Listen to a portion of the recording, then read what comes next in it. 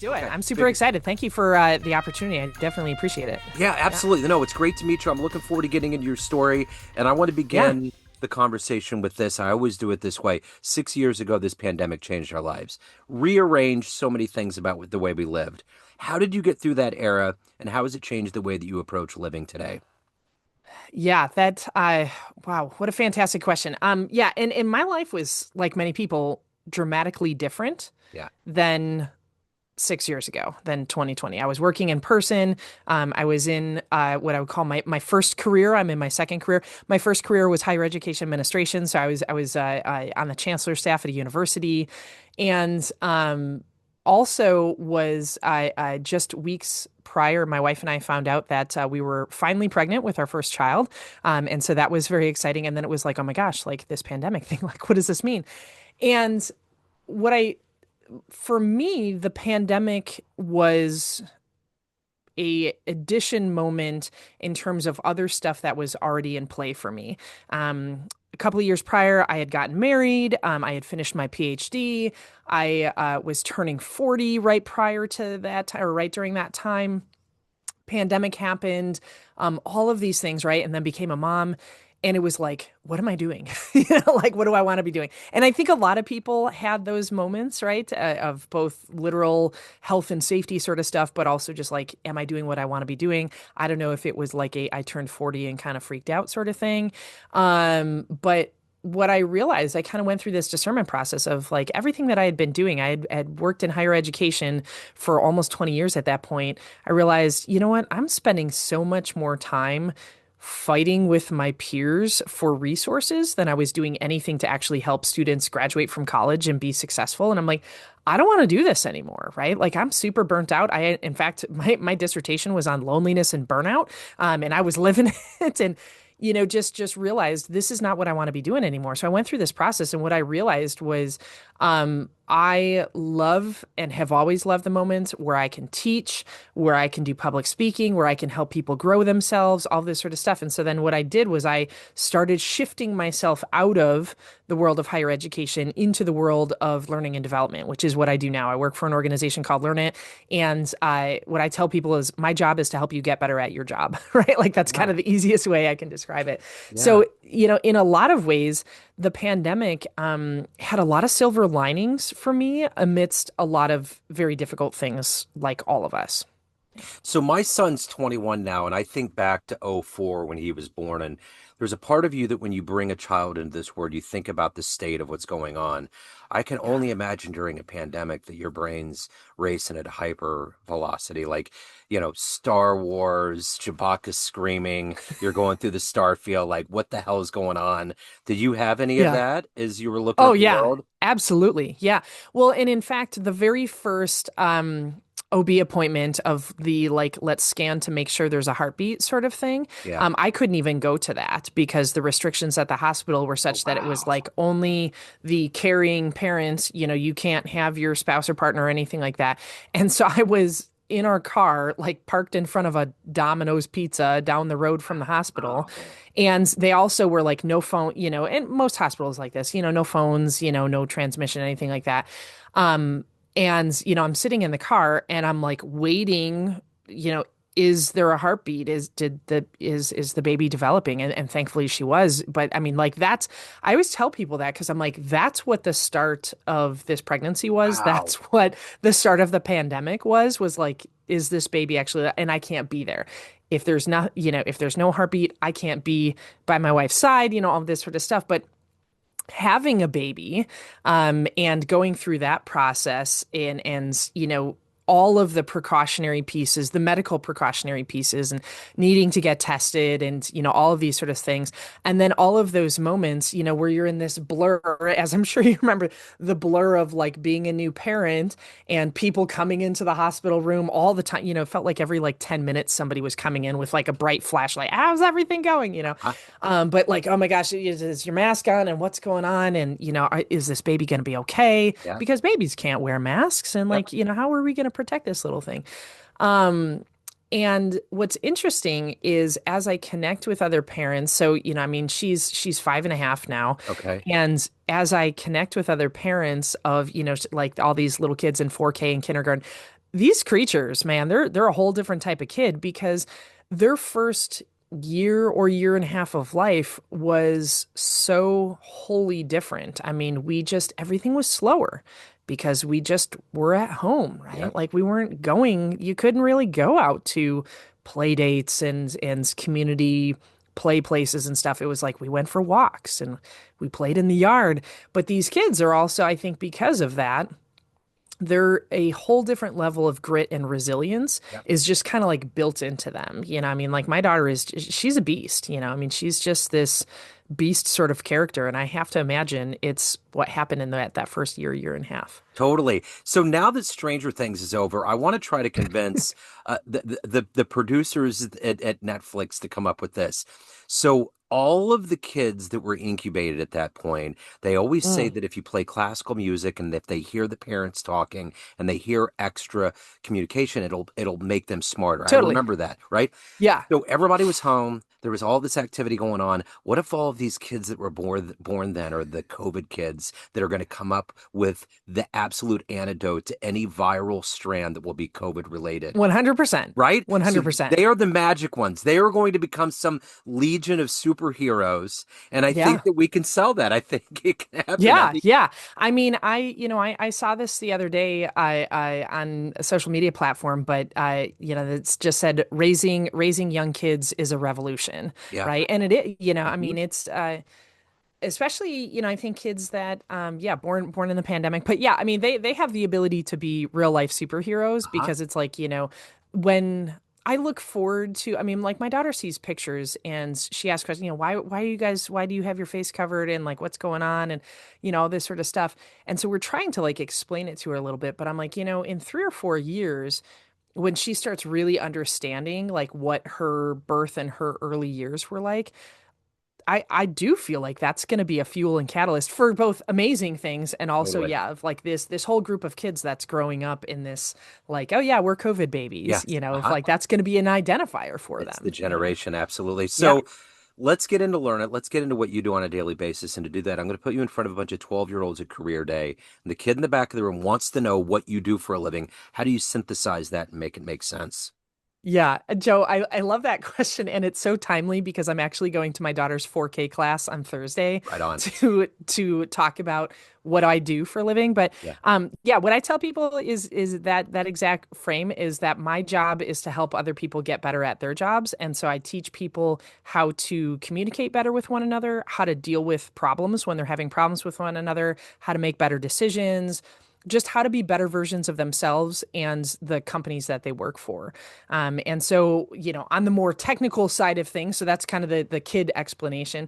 But what I do primarily virtually, but I do 2 hour live virtual workshops on all sorts of different topics. Like we have a library of almost 50, 55 workshops. And I do also get to travel to all sorts of different places across the country and do things in person, which is awesome because, as you can probably tell, I'm a little bit of an extrovert. But it's amazing because I get to see these transformations in people of who are coming to a place willingly desiring this. Like, I just want to get better at this. Yes. Like, I just want to improve because I think so many of us are realizing that the skill sets that maybe that we were taught 5, 10, 15, 20, 25 years ago, they just don't work anymore, right? So I think, people have this eagerness towards lifelong learning or ongoing learning that just really didn't exist much anymore. So when you were that age and you were in the classroom, what was your dream job? What did you want to be when you grew up? Oh gosh. I wanted to be a professional bass fisherman, which is funny because Right I did on. end up being a professional bass fisherman when Wow. I was a teenager. Yeah, yeah. I love fishing and I always loved fishing. Yeah. Um, I like, like a lot of kids, I was like, I want to be a vet until we had one of our family pets die. And I was like, yeah, that sucks. I don't want to do that. Yeah.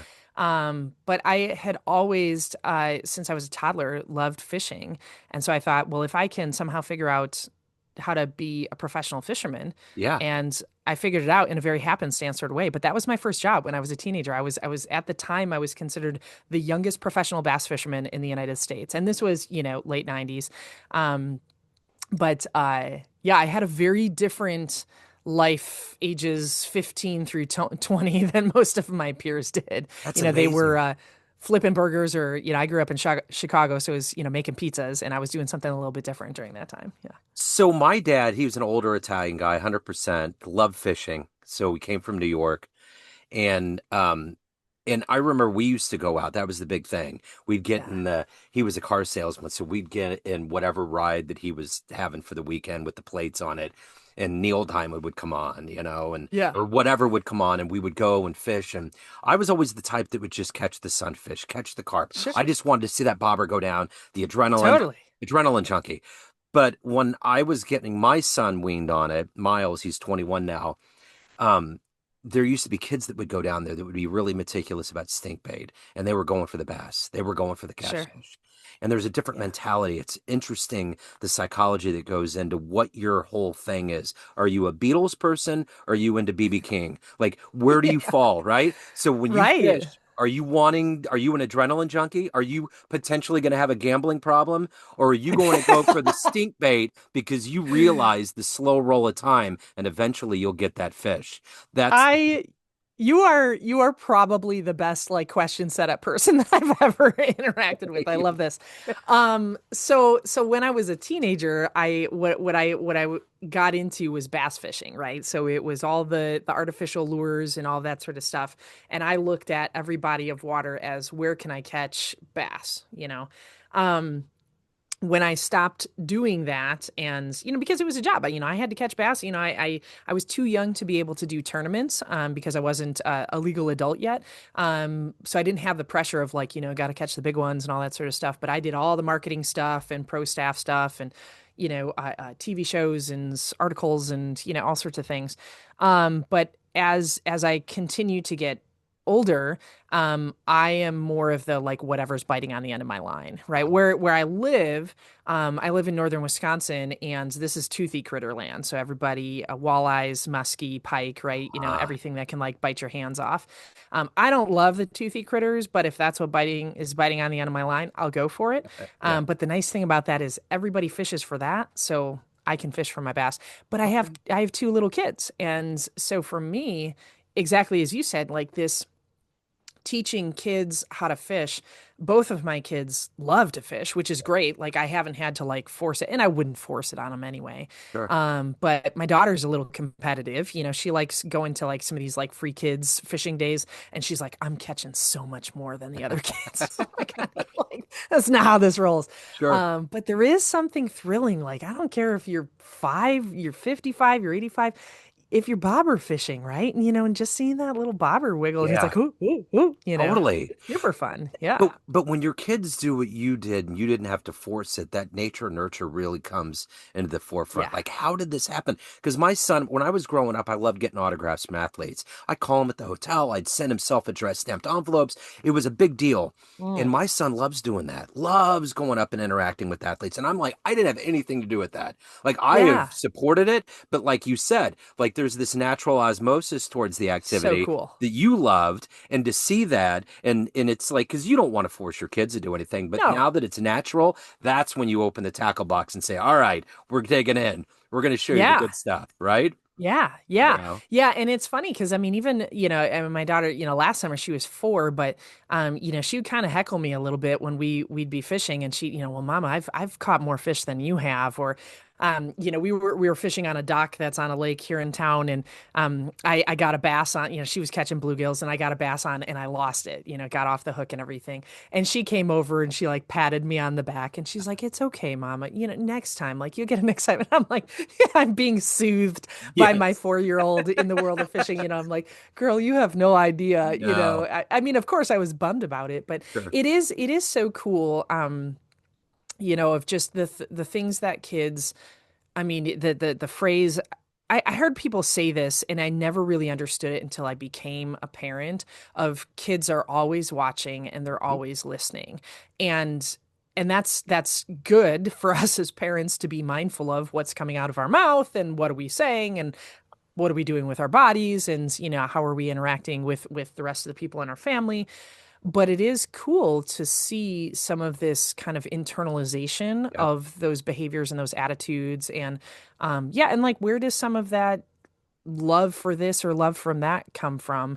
Because sometimes it is those overt, like, well, I see you reading a book, so I want to read a book. But it's also sometimes it's, well, that's interesting because I don't think you've ever heard us talk about that or seen us do that or anything like that. So, I mean, it's very cool. Parenting Yeah, is it is the most revolutionary and experimental and scary thing that you can do, but it's the 100%. thing that's like the most rewarding, you know. Absolutely. Well Yeah. said. So let me ask you this. What were the early things that were implanted into you that made you want to fish and to compete and be successful and now help people find their real purpose in life? What were those early things that were embedded Yeah. in you? The weave, there's been two kind of like lines that have kind of woven through life for me. One of those is just kind of the love of learning. And the other one for me is teaching and kind of speaking with other people. And the love of learning thing, I think, not I think I know, came from my parents and my grandparents of the one thing that they always encouraged and never really set a limit on was books. We didn't have I mean this is one of those age pieces, but we didn't have cable in my house and the home internet wasn't a thing until I was in my later years in high school. So I mean, you take those pieces out. My parents never put a limit on books. My grandparents, I was lucky. One of my sets of grandparents only lived 20 minutes away from me growing up, and I spent a lot of time with them. And my grandparents actually got me a library card at their library too, so I had access to two libraries. I mean, it was like gold. Like it felt to me like I was in this never-ending learning world, and that was really encouraged by a lot of people, and to do well in school and succeed in all this sort of stuff. My family was a steel family and multiple generations working in the steel industry. But my grandfather was very determined to say that stops here, meaning like myself and my sister, you're not going to do the steel thing. You're gonna become professionals. You're going to do something different so that you're not in these horrible condition, dangerous steel mills, all that. And we succeeded in that, but it was through education. And that piece learning, watching TV shows and reading magazines and, fishing newspaper. I mean, all this, I mean, it's dorky, but it's real. I Yeah. just gobbled that stuff up. I mean, I remember Saturdays, the public, like my friends would be, well, watching cartoons or whatever. The public TV stations would be running fishing shows and hunting shows and stuff. And I loved watching that stuff. Yeah. The other side of it for me was I always loved being able to teach other people how to, because I just had this natural, skill for fishing. And so Yeah. I loved teaching my friends how to do this. And then that's how I got into the professional fishing was, well, this kid's pretty good at fishing. She's really good at talking about fishing and like getting people excited about it and teaching them. And that through line of teaching and helping other people develop. I mean, that's the thing whether it was my career in higher education or my career now in learning and development. I mean, that's always been the thing is learning and growth and helping other people learn. And getting into people's minds and worlds to help them change can get murky. What is that motivation when the alarm clock goes up, besides having young kids, that gets you up to do this work, to do it at a high level and to take care of your own soul? What is that for you every day? Yeah, gosh, that is such a good question. Yeah, I mean, you're right about the whole besides the kid thing. I Yeah. mean, that's one parent to another parent, that. Yeah. Um, what makes me so excited to do this kind of work is when you can see, I know this sounds a bit trite, but like when you can see that light bulb moment Yeah. happen for one or two people in the room. Or I'll get a message. I always encourage people, connect with me on LinkedIn and stuff. I'll get a message from somebody a week or 2 weeks or 3 weeks later, and they're like, hey, I was in this workshop that you did, and I did this thing. Here's what happened, and this amazing outcome happened. I when you can see or hear people really internalize and say this makes sense for me, this is something I can do something with, this is within my reach, this is within my power. I love that stuff because I think a lot of people have an idea that in the work world that somebody's just going to give us opportunities, that somebody's just going to plop, these learning opportunities in our lap, or that they're just going to randomly come up to us and say, "Hey, we're going to promote you today."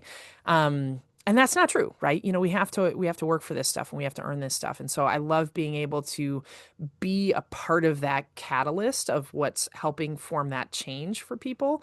And that doesn't happen for everybody, but knowing that there's the potential for that to happen.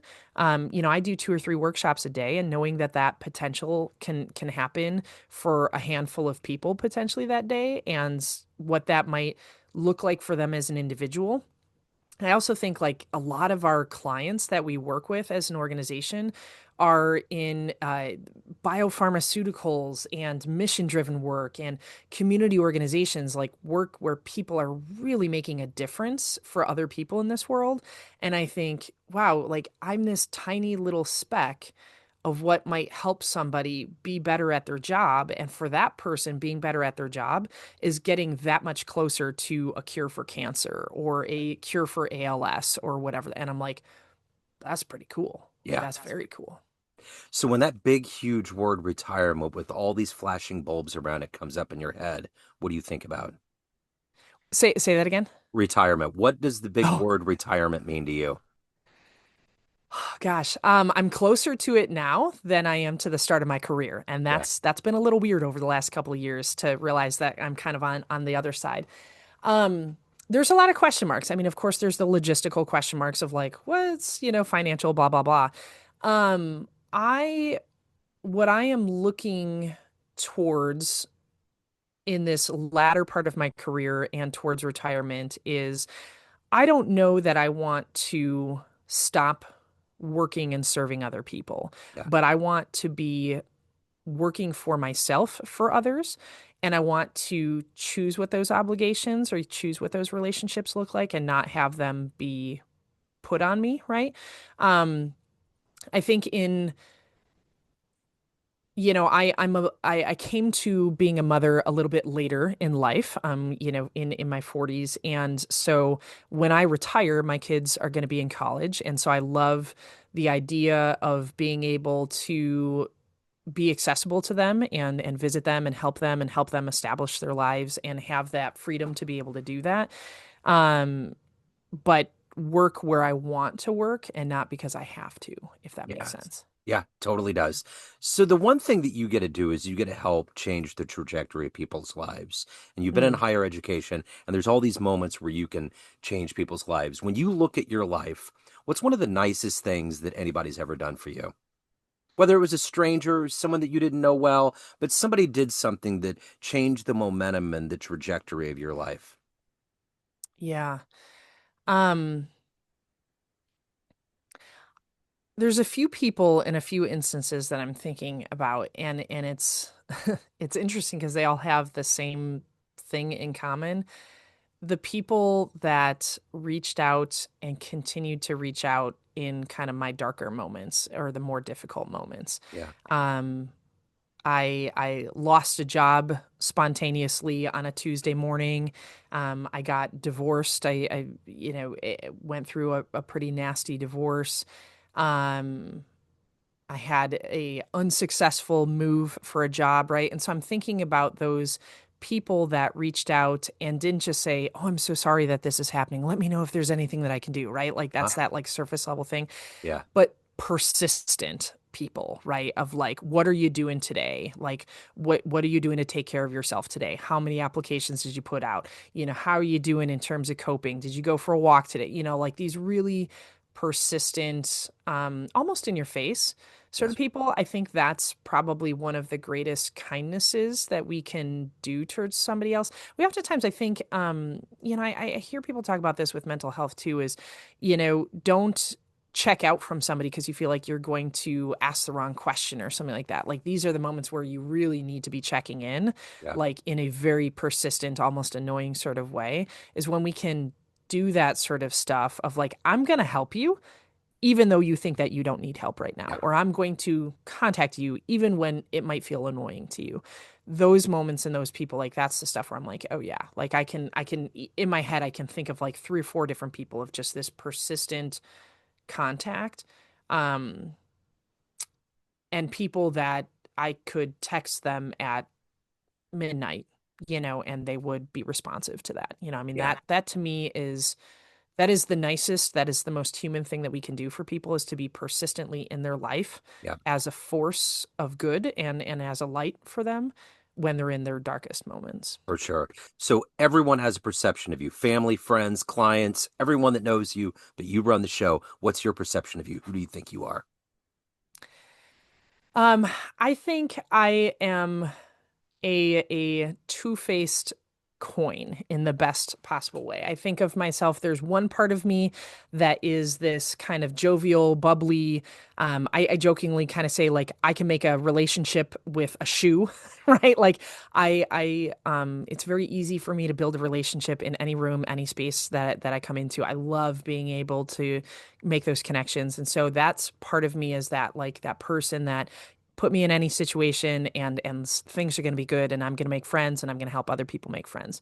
The other side of me is a deeply introspective, serious, I want to just know all of the things. I think that's when you said the retirement thing, the one thing I thought of was I can finally read more than I read a lot now, but like Yeah, reading and learning and learning and learning and learning. That other side of me is just this person that is a sponge that just wants to always be learning. yeah, And both of those pieces, and this is what I love about myself, and I think what other people like about me is like they work very well with one another, yeah, because I think I mean, I have a PhD. People are like, oh, Dr. Fitch-Collins. And I'm like, yeah, but no, because like I'm yeah. just Mickey, but Uh-huh. also I am Dr. Fitch-Collins, right? So, I mean, there's this nice blend of this jovial kind of goofball, I don't want to call myself the life of the party, but I can certainly like make things happen. Sure. And also this introspective, nerdy, dorky person too. And that's always how I've been. I love it. Absolutely love it. So if anybody wants to delve in to learn it, what you're doing, any of the good work, good business, Yeah. where do they go? Yeah, a couple of places. Number one is please find me on LinkedIn. I absolutely welcome those connections. Mickey Fitch Collins. Hopefully we can get a link out to people. But yeah, LinkedIn is a great place. The other thing that I would love to share with people too, I also, besides being a podcast guest, I also host a podcast. Uh-huh. But if people want to learn a little bit more about Learnit, you can go to Learnit. So it's LEARNIT.com/Mickey. There's two things there. Number one, you'll find out about my podcast that I host there. And there's also, this is super cool, a 45-day free trial, no strings attached, you and up to 25 of your teammates. Anybody out there in your organization, if you want to take some of our workshops, check things out, you can absolutely do that, because we'd love to be able to kind of expose you to what we do to see if it's going to work for you and your team. Perfect. I will put all these links in the show notes and everything I Cool. do see behind you there. So during this podcast, people can scan.